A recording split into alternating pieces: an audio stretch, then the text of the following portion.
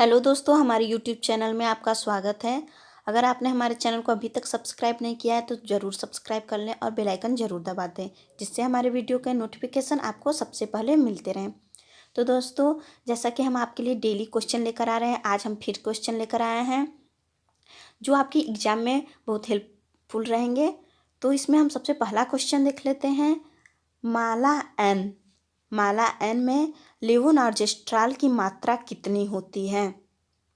सभी को पता होगा कि माला एन जो होता है उसमें लेवोनार्जेस्ट्राल मिक्स होता है, तो उसकी मात्रा कितनी होती है, कितने mg लेवोनार्जेस्ट्राल की मात्रा होती है? तो ऑप्शन देख लेते हैं। 0.10 mg, 0.15 mg, 0.20 mg, 0.25 mg।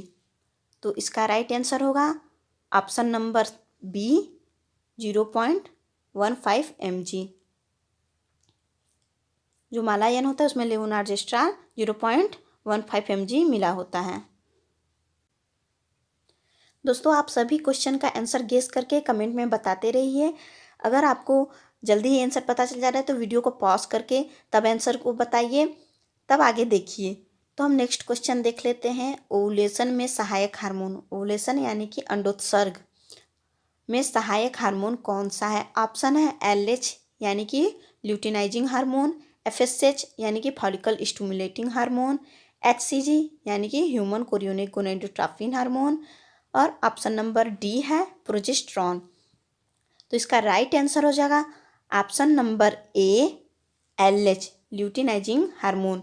Luteinizing hormone जो होता है वो ओवुलेशन में हेल्पफुल होता है, इसलिए इसका answer option number A, LH सही हो जाएगा। दोस्तों, हम आपके लिए सभी इंपॉर्टेंट क्वेश्चन लाए हैं, तो आप ध्यान से देखते चलिए सभी क्वेश्चन को। वीडियो को लास्ट तक जरूर देखें, वीडियो को लाइक करना ना भूलिए। अभी तुरंत अपने दोस्तों को शेयर जरूर कर दीजिए। नेक्स्ट क्वेश्चन देख लेते हैं। फीमर और पेल्विक बोन को जोड़ने वाले स्थान को क्या कहा जाता है? फीमर और पेल्विक बोन को जोड़ने वाले स्थान को क्या कहा जाता है? तो ऑप्शन देख लेते हैं। कैविटी, एसिटाबुलम, क्रेनियम, पटेला। तो जैसे कि ये यहाँ पे ऐसे पेल्विक बोन हो गया और यहाँ से इस तरीके से दोनों साइड फीमर जुड़ी होती है, तो इस वाले स्थान को क्या कहा जाता है? इस वाले स्थान को क्या कहा जाता है? ये क्वेश्चन यही पूछ रहा है कि इस वाले स्थान को क्या कहा जाता है। तो इस वाले स्थान को एसिटाबुलम कहा जाता है। ऑप्शन है ना एसिटाबुलम, तो ऑप्शन नंबर बी सही हो जाएगा, एसिटाबुलम। नेक्स्ट क्वेश्चन है।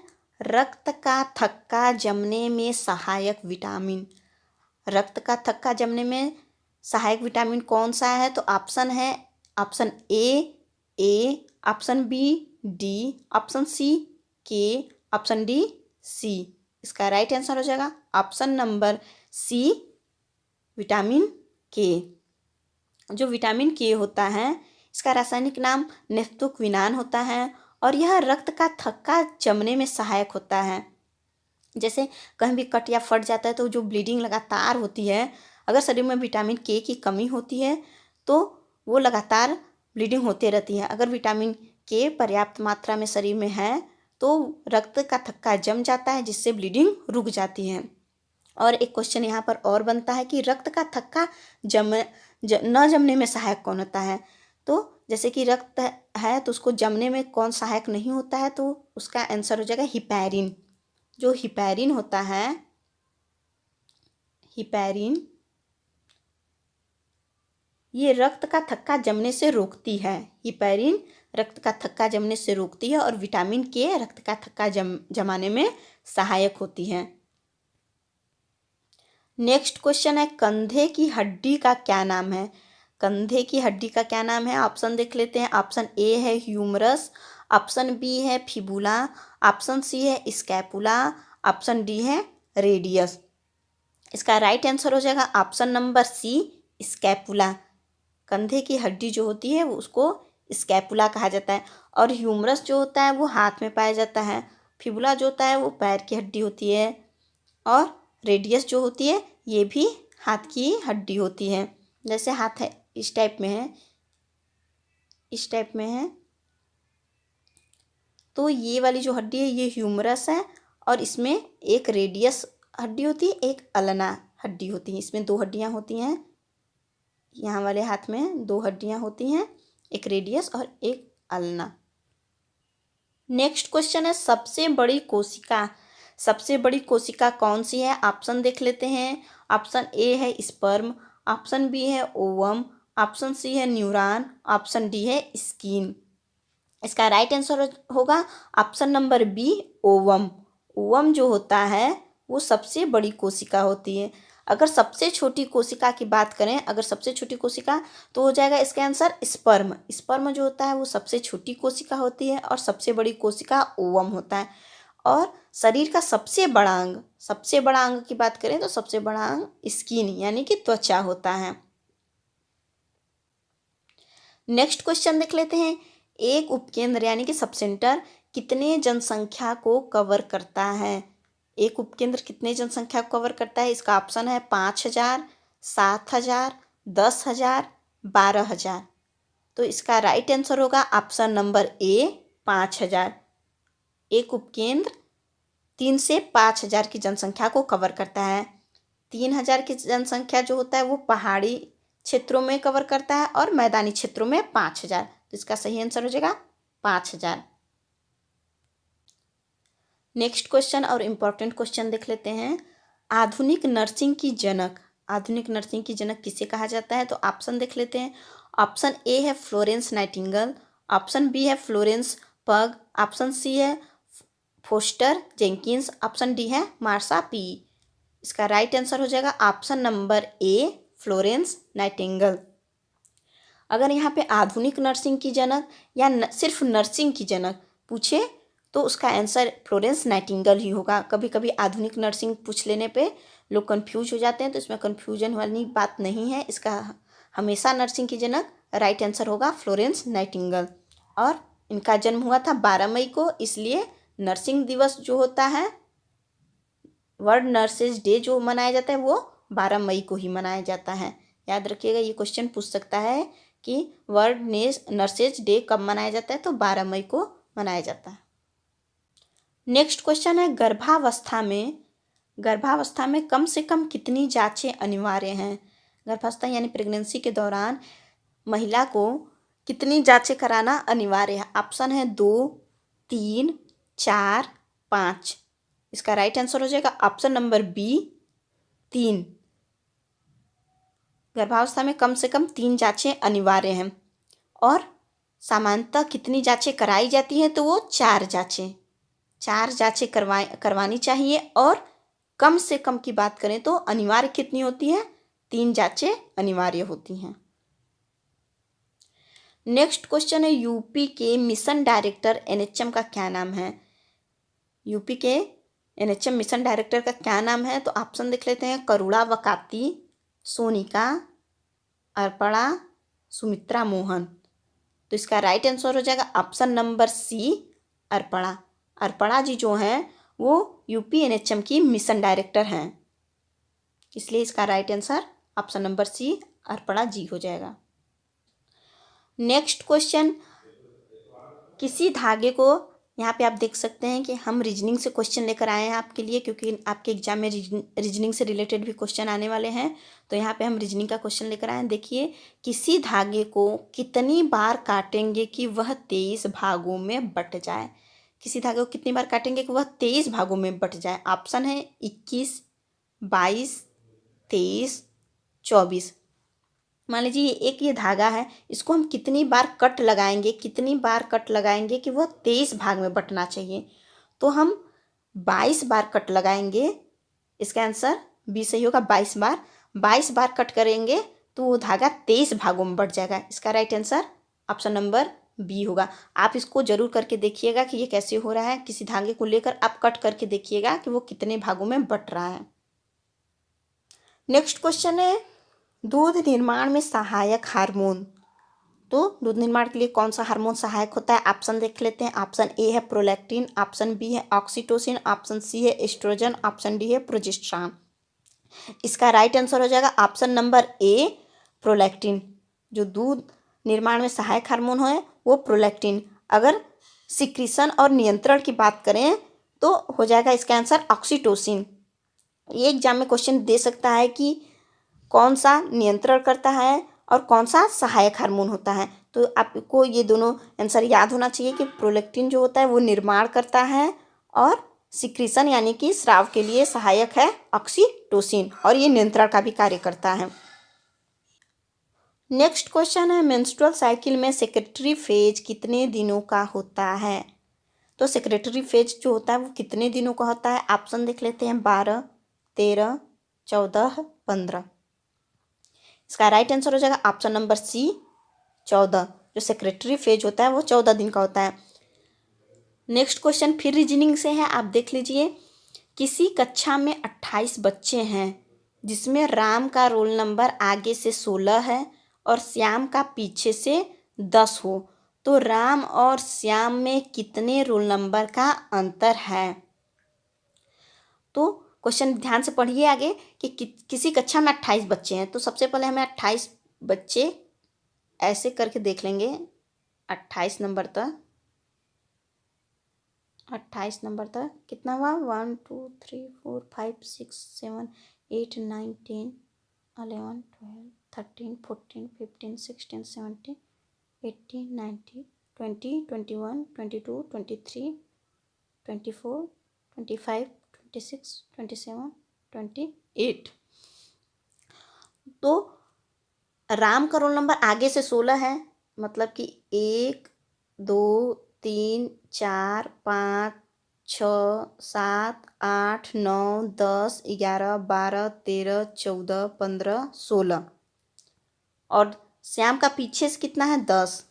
1 2 3 4 5 6 7 8 9 10।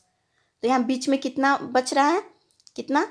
यहाँ पे हम देख लेते हैं, 1 2 और 3, क्योंकि हम इसको भी लेंगे, क्योंकि अंतर की बात हो रही है तो इस वाले लाइन को भी लेंगे। तो कितना हो गया? 1 2 3। तो इसका राइट आंसर हो जाएगा ऑप्शन नंबर सी, 3। तो दोनों के बीच 3 रोल नंबर का अंतर है। 3 बच्चों के अंतर पे ही राम और श्याम बैठे हुए हैं। तो इसी टाइप के क्वेश्चन आपके एग्जाम में आने वाले हैं, तो आप ऐसे क्वेश्चन का प्रैक्टिस कर लीजिए, देख लीजिए। इसी टाइप के क्वेश्चन आते हैं, ज़्यादा हार्ड क्वेश्चन नहीं आते हैं। नेक्स्ट क्वेश्चन है, इंडियन रेड क्रॉस की स्थापना कब हुई थी? ऑप्शन देख लेते हैं, 1920, 1930, 1859, 1820। इसका राइट आंसर हो जाएगा ऑप्शन नंबर ए, 1920। भारतीय रेड क्रॉस की स्थापना 1920 में हुई थी और इसका मुख्यालय कहाँ है? दिल्ली में। इसका मुख्यालय है दिल्ली में। इंडियन रेड क्रॉस की स्थापना 1920 में हुई थी, इसका मुख्यालय दिल्ली में। अगर बात करें अंतर्राष्ट्रीय रेड क्रॉस की स्थापना किस सन में हुई थी, तो उसका आंसर हो जाएगा 1859।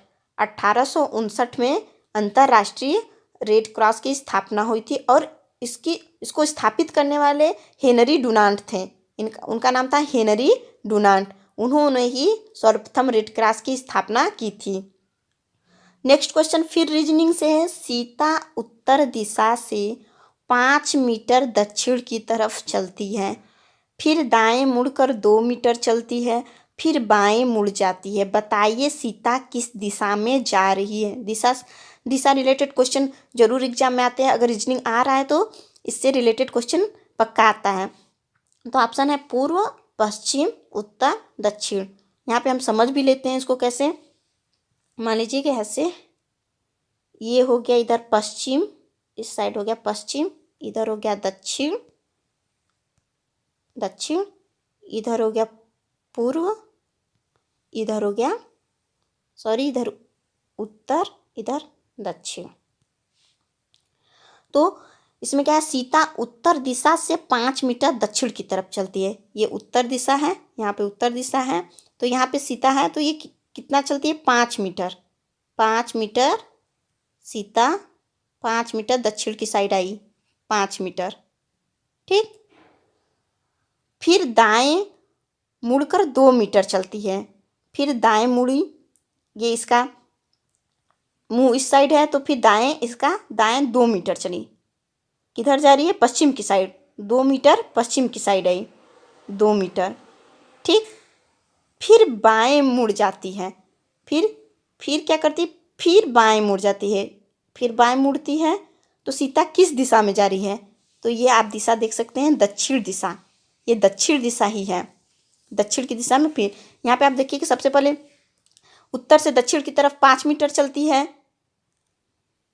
फिर दाएं मुड़कर 2 मीटर चलती है, फिर दाएं जब मुड़ती है तो 2 मीटर गई, फिर बाएं मुड़ जाती है। यहाँ पे देखिए बाएं मुड़ी है तो फिर किस साइड है? यहाँ पे आप देख सकते हैं दक्षिण की साइड। वो जो जा रही है सीता, वो दक्षिण की साइड जा रही है, तो इसलिए इसका राइट आंसर हो जाएगा ऑप्शन नंबर डी, दक्षिण। दक्षिण दिशा में सीता जा रही है। ऐसे क्वेश्चन हमेशा आते हैं, आप ऐसे ही बना कर देख लीजिएगा, आप सही उत्तर करके आ सकते हैं। नेक्स्ट क्वेश्चन है, प्रसव के दौरान शिशु के सिर के आकार में परिवर्तन को कहते हैं। ऑप्शन देख लेते हैं। ऑप्शन ए है क्राउनिंग, ऑप्शन बी है मोल्डिंग, ऑप्शन सी है सूचरिंग, ऑप्शन डी है एक्सटेंशन। इसका राइट आंसर हो जाएगा option number B, moulding.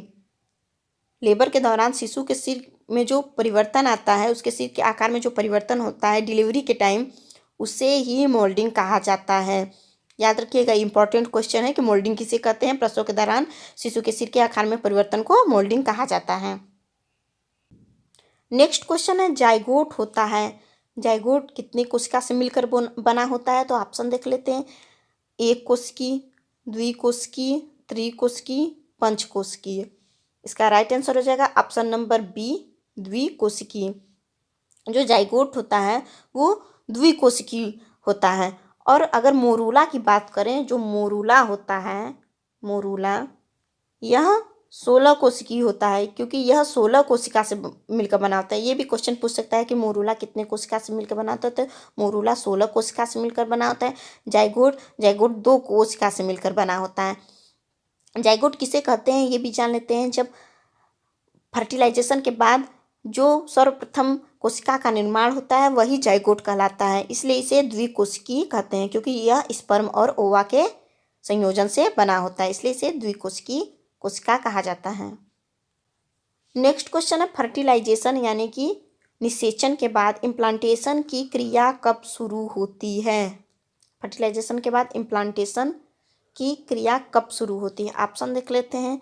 Option A है 3 दिन, ऑप्शन बी है 4 दिन, ऑप्शन सी है 5 दिन, ऑप्शन डी है 6 दिन। इसका राइट आंसर हो जाएगा ऑप्शन नंबर डी, 6 दिन। फर्टिलाइजेशन यानी कि निषेचन जो होता है, निषेचन के बाद इम्प्लांटेशन 6वें दिन से आरंभ हो जाता है, इसलिए इसका right answer option number D, 6 दिन हो जाएगा। नेक्स्ट क्वेश्चन है, गर्भकाल कितने दिनों का होता है? गर्भकाल कितने दिनों का होता है? ऑप्शन देख लेते हैं। ऑप्शन ए है 270, ऑप्शन बी है 275, ऑप्शन सी है 280, ऑप्शन डी है 285। इसका राइट आंसर हो जाएगा ऑप्शन नंबर सी, 280। 280 दिनों का गर्भकाल होता है। ये गर्भवती स्त्री 280 दिनों तक गर्भवती रहती है। नेक्स्ट क्वेश्चन हम जीके से लेकर आए हैं, तो ये क्वेश्चन भी देख लेते हैं।